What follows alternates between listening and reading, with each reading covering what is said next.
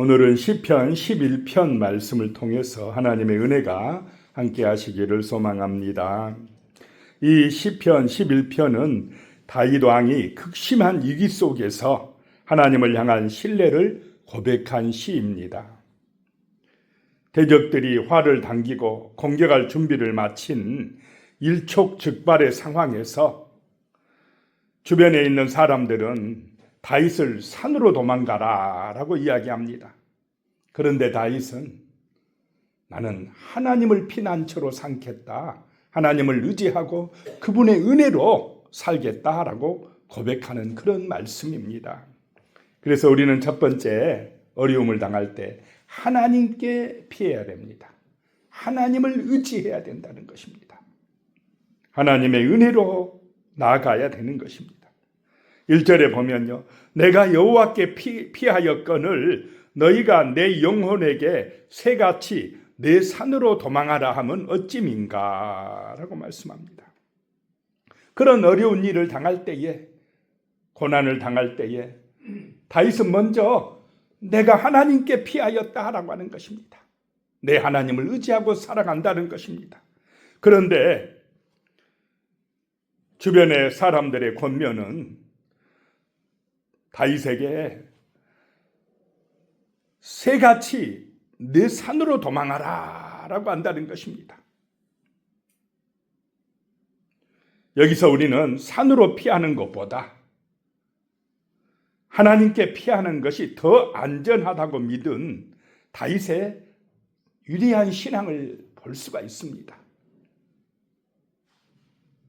너희가 내 영혼에게 새같이 내 산으로 도망하라 라고 했다는 것입니다. 이러한 말은 다윗의 친구들이 매우 인간적인 자들임을 보여줍니다.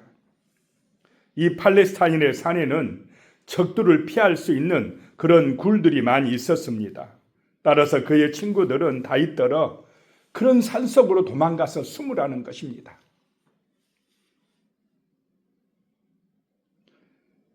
그러나 다윗은 정말로 안전한 피난처는 산에 있는 굴이 아니라 여호와 하나님이라고 이렇게 고백을 하는 것입니다. 하나님이 보호해 주실 때에 우리의 영혼은 안전할 줄로 믿습니다. 2절입니다. 악인이 활을 당기고 화살을 시위에 먹이며 마음이 바른 자를 어두운 데서 쏘려 하는도다. 그의 친구들이 하는 말입니다. 여기에서 다윗의 대적들은 사냥꾼 또는 무장한 군인에 비유되고 있습니다. 그들이 활을 당기고 활 시위에 먹이고 이제 쌀려고 한다는 것입니다. 그러니 그 어두운 데에 숨어서 쌀려고 하니까 빨리 뭐 하라는 것입니까? 도망가라는 것입니다. 3절에요. 터가 무너지면 의인이 무엇을 하랴. 이건 역시 다윗의 친구들이 그에게 권고하는 말입니다. 여기에서 터에 해당하는 히브리어 사트는 국가의 기강 곧 법률과 질서를 의미합니다. 그런데 이 국가의 법률과 질서가 지금 현재로서는 완전히 무너져 버렸다는 것입니다. 그 터가 무너져 버렸다는 것입니다. 우리가 살면서 믿고 의지했던 기초가 무너지면, 그 터가 무너지면 얼마나 힘들겠습니까? 건강이 무너지거나 믿었던 사람에게 배신을 당하거나 경제적인 토대가 흔들릴 때 앞이 캄캄하지 않겠습니까? 그런 위기 때에 우리의 마음속에는 두 가지 목소리가 들린다는 것입니다. 빨리 산으로 도망쳐서 숨으라 라고 하는 두려움을 주는 목소리가 있고, 다른 하나는 여호와께 피하라는 신앙의 목소리가 있다라고 하는 것입니다. 그럴 때에 우리는 성령의 인도받으시기 바랍니다. 내 영혼을 하나님께 맡기고 그분에게 피하시기 바랍니다. 기도하시기 바랍니다. 두 번째요, 하나님께서 감찰하고 계시다라고 하는 것입니다. 하나님께서 보고 계시다는 것입니다. 4절에요. 여호와께서는 그의 성전에 계시고 여호와의 보좌는 하늘에 있으며 그의 눈이 인생을 통촉하시고 그의 안목이 그들을 감찰하시도다. 다윗은 이 믿음을 가지고 있습니다. 하나님께서 보고 계시다는 것입니다. 하나님께서는 그의 성전에 분명히 계시고 하나님의 보좌는 저 하늘에 있다라고 하는 것입니다. 그래서 다윗은 사람들의 그 말을 뿌리치고 하나님께 대한 절대적인 신뢰를 보여주고 있습니다. 다윗의 눈은 죽이려고 덤벼오는 대적들에게 있는 것이 아니라, 그들을 바라보는 것이 아니라 이 세상 주관자이신 하나님을 바라보고 기도하고 있다라고 하는 것입니다. 문제를 바라보면 절망이 찾아옵니다. 낙심이 찾아옵니다. 그런데 그런 상황 속에서도, 그런 위기 속에서도 하나님을 바라보면 하나님이 보고 계신다, 감찰하신다라고 하는 것을 믿고 의지하면 우리의 영혼은 평안함을 얻고 구원받을 줄로 믿습니다. 5절입니다. 여호와는 의인을 감찰하시고 악인과 폭력을 좋아하는 자를 마음에 미워하시도다 라고 고백합니다. 여기서 감찰하시고 라고 하는 것은 악인에게는 하나님께서 그들의 행위를 살펴보시고 그들의 행위에 대해서 심판하신다는 의미입니다. 악인들을 심판하시기 위해서 하나님이 감찰하신다는 것입니다. 그러나 의인에게 적용되었을 때는 의인을 단련하시고 시험하셔서 돌보신다라고 하는 의미를 갖습니다. 자, 의인은 그런 환난과 시험 속에서 하나님을 의지함으로 더욱더 풍성해지고 하나님의 돌보심 속에 살아간다라고 하는 것입니다. 그래서 세 번째 기억할 것이 마지막 승리는 하나님께 있다라고 하는 것입니다. 최후의 승리는 하나님에게 있다라고 하는 것입니다. 그래서 하나님께 피하는 것이 복인 줄로 믿습니다. 하나님께서 보고 계신다, 감찰하신다라고 하는 것을 믿고 기도하는 사람이 결국은 승리한다라고 하는 것입니다.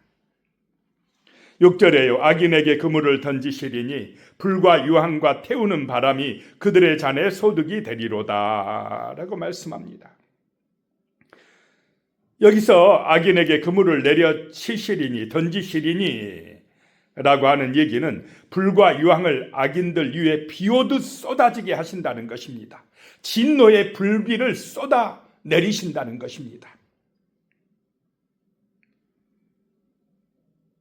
하나님께서 악인들을 불과 유황과 태우는 바람으로 심판하신다라고 하는 것입니다. 소돔과 고모라가 멸망할 당시와 비슷한 말씀을 하고 있습니다. 소돔과 고모라의 멸망은 하나님의 형벌의 대표적인 모형입니다. 소돔과 고모라의 사람들이 이 불과 유황을 피하지 못하였듯이 악인들도 하나님의 형벌의 비를 결코 피하지 못한다라고 하는 것입니다. 결국은 누가 심판하신다는 것입니까? 하나님이 심판하신다는 것입니다. 그런데 어리석은 사람들은요, 그 하나님의 심판을 잊어버립니다. 생각하지 아니하고 죄악 가운데 살아가는 사람들이 많이 있다라고 하는 것입니다. 그런 악인들에게 하나님께서 불바람의 잔을 내리실 것이다 라고 하는 것입니다. 7절입니다. 여호와는 의로우사 의로운 일을 좋아하시나니 정직한 자는 그의 얼굴을 배우리로다 라고 말씀합니다. 하나님은 의로우시다라고 하는 것입니다.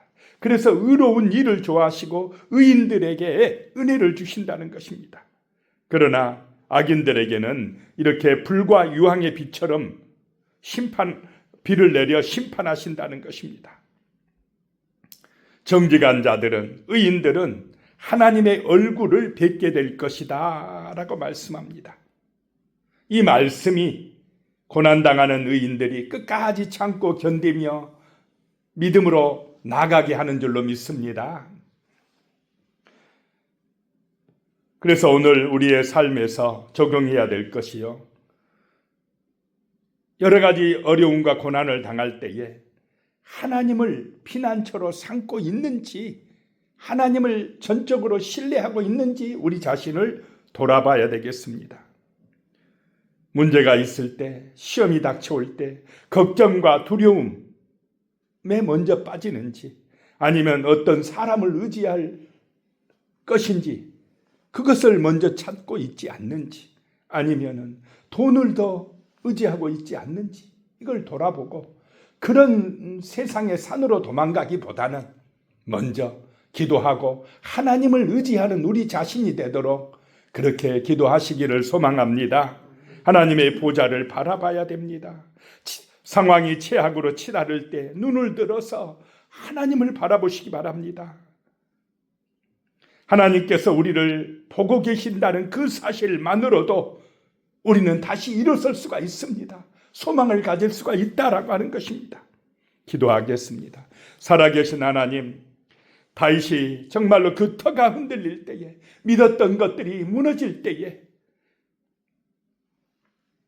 먼저 하나님께 피했습니다. 하나님을 의지했습니다. 사람들은 산으로 도망가라 하지만은 다윗은 하나님이 나의 피난처라고 고백하고 믿고 기도했습니다. 하나님께서 감찰하고 계심을 믿고 의지했습니다. 하나님 아버지, 하나님을 의지하는 믿음의 사람들이 결국은 승리할 줄로 믿습니다. 주여, 하나님의 백성들의 간절한 믿음의 기도를 들어주시고 응답하여 주시옵소서. 예수님의 이름으로 기도드리오며 이제는 우리 주 예수 그리스도의 은혜와 하나님 아버지의 무한하신 사랑과 성령의 교통하심이 영원히 함께 하시기를 축원하옵나이다. 아멘.